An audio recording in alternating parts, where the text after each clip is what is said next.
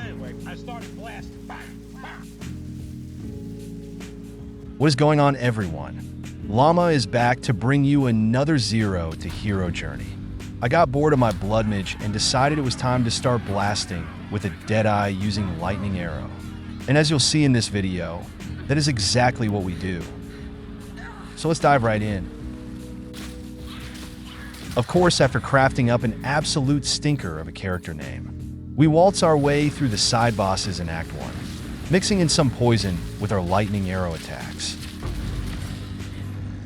This is already so much smoother than playing Witch. Maybe this is my calling as a Path of Exile content creator. If I can even call myself that. Anyways, the executioner tries to hit me with his invisible guillotine, but instead he is taking a visit with his patrons. And Guillauner follows suit.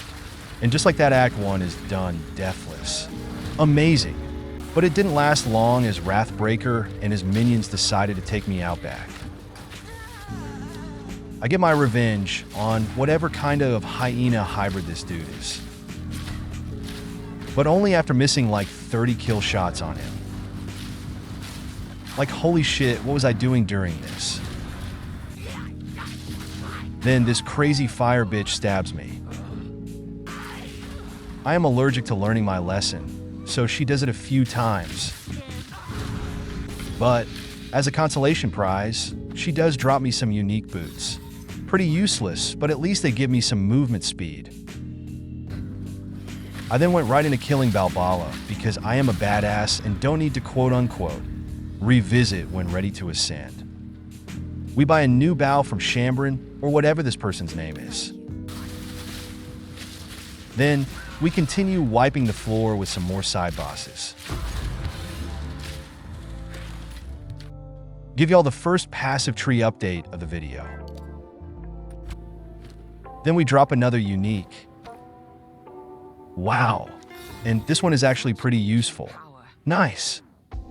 Let's slap some resistance runes on here, and boom, new chest. Bonus movement speed and evasion when on full life. Perfect for leveling a ranger. We take down Mr. Mommy Issues and make our first purchase of the journey. Some even faster boots with some max life. It's just that simple. And I'm gonna be honest, this dude is really annoying for our build right now. Most of our single target damage comes from proccing Lightning Rod, but because he is outside the arena, it's quite hard to do that. I still would have killed him on my first attempt, if I had a brain, but we got him on the second try. Then I stood next to this dude menacingly until he decided to give me a weapon. Luckily, it just so happened to be a new bow that is an upgrade. How neat is that? Also, I am sorry my voice won't say bow correctly, and it's really pissing me off. Maybe this will help alleviate some of the awkwardness. Bow, bow, bow, bow. I don't know. I am sorry. Moving on. We kill the fire rock monster and get our first Ascendency lickety split. And we take Gathering Winds. Now, with our chest, boots, and tailwind, we are looking at something like 40% increased movement speed on full life. We are so fast in Act 2, it's not even funny. The complete opposite of the shitty blood mage I started this game on. Burn that Ascendency to the ground. I am Deadeye pilled already, and it's only taken like 2 hours. Here's another quick look at how we have progressed through the passive skill tree to this point. We got some great damage stacking up already, and it's only going to climb going forward.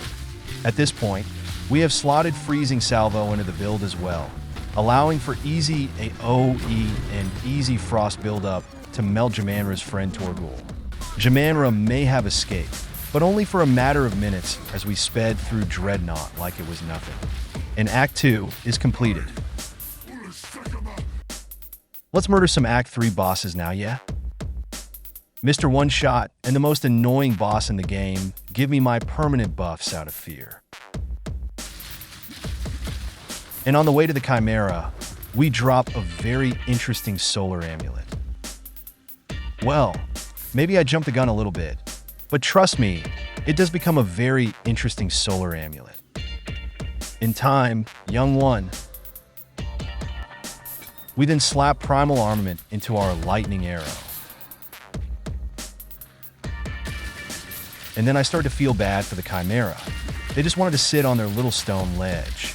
But unfortunately, they got in our way and suffered the consequences. More passives, and then we attempt to corrupt our bow.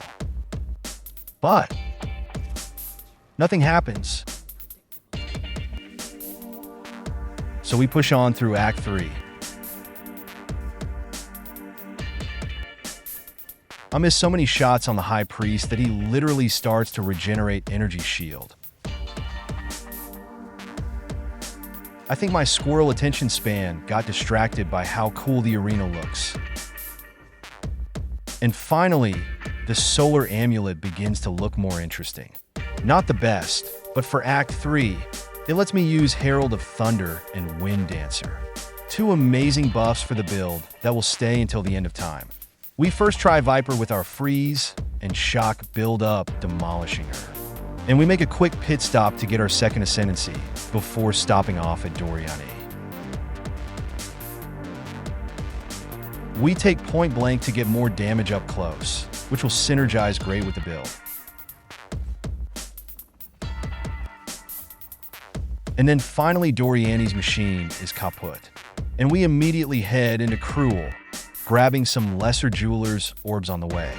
I should clarify that I am using only 2 quad stash tabs right now in my stash.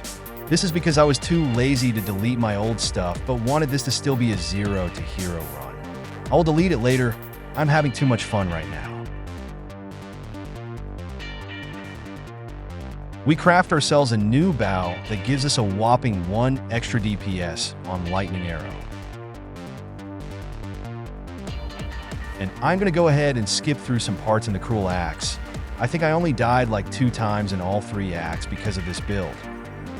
One of them was to this guy, so I cheese him by safe spotting him in the arena. Shout out to my RuneScape enjoyers that are watching. Johnner dies for the 2nd time, and we are on to Cruel Act 2. Hyena Dickhead dies for killing me the first time around. And he donates me a jewel that is actually quite useful for the build. You're not all bad, Wrathbreaker. Now we kill some more bosses. Yitha. Like I said, this build kind of trivialized the Cruel Axe a bit, but only in the best way possible. The fun way. Wow, Torghul just dropped more exalts than some have probably seen in all of the acts up to this point. Talk about luck. Let's turn this in a new gear before I do something stupid with them. First, a new chest. Sorry, unique chest, but this new one is just incredible for the price of 1 exalt. I had to have it. Then, some new movement speed boots. Now I am even faster, and I have added like 300 health to the build on top of other defensive stats. Fantastic. Jamamra dies even faster the 2nd time around, and immediately in Act 3 we drop a unique helmet. It ignites all enemies in a radius around us. Honestly, not as good as just having more defense, but I thought it would be fun to add an extra ailment in the build. Silver Fist is killed again, and I stop off to show you all the passive skill tree again. Probably because I was getting off for the day. I don't know, maybe this isn't helpful, but I think it's neat to see the progress. We kill the Bog Witch again, allowing us to slot Herald of Ice into the build as well. And okay, I felt bad for Chimera last time, but this time it kind of just felt like a mercy killing. Maybe. It is just better this way. We stop by to corrupt my bow again, which leads to nothing. Surely this doesn't keep happening. And then I decided to leave this whole Viper fight in. For anyone that watched my Blood Mage video, first, shout out to you all. But this is retribution in a way that I cannot describe. Screw you, Viper. After 2 Arakali's sting phases, Viper is no more, and we continue on to pay one last visit to Doriani. Just like that, we are down with the campaign. And for those curious, I only had 39 deaths in the whole thing, and as I had shown you earlier, a lot of my deaths are just due to my attention span. For those laser-focused gamers, or me on Adderall, you could easily cruise through the campaign on this build in a couple of hours, with less than 10 deaths. Just a really fun build to play. Anyways, enough yapping, more mapping. Let's get cranking some waystones. At this point, I started heading up towards these herald nodes in the passive tree. These will easily stack a bunch of damage for us, as we are using Herald of Thunder and Herald of Ice in our build, with Coming Calamity giving us a 50% increase to lightning and cold damage respectively due to our heralds. So, we continue on through some maps, melting bosses, as per usual so far in this journey. And we exalt slam this gold ring, hitting increased rarity. Oh baby. I'm not going to speak on the item rarity meta right now, but let's just say I snuck this into the build for a while. I then went back to Act 2 Dreadnought for what was probably an hour in the hopes of dropping a level 8 Spirit Gem. This is so that I could fit cast on Freeze into the build, as my Deadeye is too stupid to use anything higher than level 10. And evidently, I am too stupid as well because I ended up just buying one, minus 1 hour that I could have been in maps. I also scoop up this helmet to replace the unique one. It gives me some resistances, health, and an impressive 800 evasion. Even as I am writing this script, this helmet gives me more evasion than my chest. Taking a look at what we are at so far. We are not yet capped out in resistances, but we do have a very respectable 81% evasion, which honestly feels incredible in this game, and I am excited to see how high we can get that number to go. We then stop by this monk to pick up some gloves that will be a great lift all around. More attack speed, cold damage, defense, and item rarity. But as good as this build feels, this game will never forget to humble you. At this point, I remembered that one of the essences I killed while sitting in Dreadnought for an hour was a greater essence, which we flip into 17 exalts, which I in turn used to buy this incredible dual string bow for only 8 exalted orbs. I mean, honestly, with the current market, this may sell for a divine. And then we get this prime quiver for more attack speed, damage, and sustain for 10 exalts. Putting them together, we over double our DPS on Lightning Arrow. An absolutely insane jump in damage. As a matter of fact, let's go get our third Ascendency, so we get another damage increase via a third projectile. We kill the third floor boss instantly. And we secure the Holy Grail. Endless munitions. Now we are firing 3 lightning arrow shots, which doesn't show up in the DPS tooltip, but trust me, it feels great. At this point, I am so satisfied with the build that it made me remember the pain of my first build. So I went on to delete everything from that character. I know I should have done this before starting this character and then waste all the gold, but I was just having too much fun. I promise you I did not use anything from that character, not even the gold. This is a 0 to hero run. And then we dropped some Dark Ray Vectors, which sent me down some theory craft tangent about squeezing frenzy charges in the build and changing my auras to get skill and movement speed stacking charges, which I'm not saying I won't revisit later with crit as well, but in general it was a distraction and waste of time. And now, we have hit the point where I thought I would end the video. So I'm taking a stop here to show you all the gear that I am using up to this point. Overall, some pretty solid gear for being in maps for a few hours, I would say. The build uses Lightning Arrow for clearing, with the Wind Dancer and the Heralds I mentioned earlier as auras. We also use Lightning Rod and Orb of Storms on single target, as well as a cast of Freeze Ball lightning setup. But who am I kidding? I'm not done with this video yet.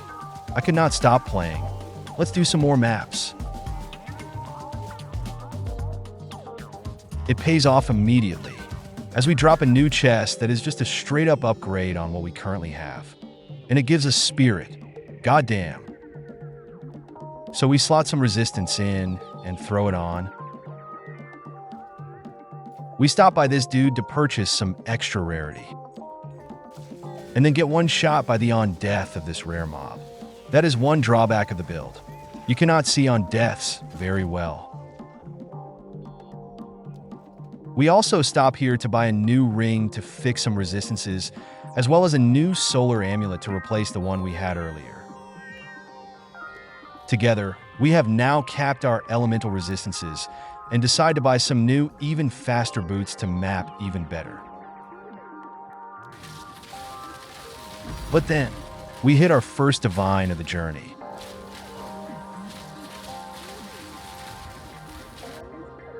But with every high comes a low, as we get permanently glitched in this douche's arena. I actually had to quit out of the game to leave. I don't like this dude. I should probably look up how to fight him, so he stops gatekeeping my 4th Ascendency. Anyways, we flip that divine into this bow that fires an extra arrow, which should be a decent lift in damage. But unfortunately, I gambled it all away, making it just worse than my current bow by corrupting it. I don't know why I listen to my friends. All they do is bait me. So we go back to our old bow and settle for purchasing some new boots with more chaos res. Then I discover that I really do not understand this boss. And well, this is where my journey ends for now. I'll spend some time going over the final bits of the build. But for those not curious, thank you for watching. Please like, subscribe if you enjoyed the video, it will really help. If not, that's cool too. In my next video, I will be getting my 4th Ascendency and really look into opening up maps now that I have gotten all my Atlas tree points. Maybe we will even convert to a crit build by then end. I think that could be really interesting to try out at the very least. Nothing has really changed since my last gear update in the video. We are still using primarily the same skill gems for now, introducing Voltaic Mark being the only real new change. We are currently sitting at capped elemental resistance, 51 chaos resistance, and 83% evasion without any stacks of Tailwind. Pretty solid stats, though we do need to squeeze some more item rarity into the build if you ask me. One last vol, or to end it off, this time on my chest. And finally, we actually hit something pretty useful. More defense coming soon. Anyways, as usual, thank you all for watching my video. I really hope you enjoyed it. See you in the next one. Llama, out.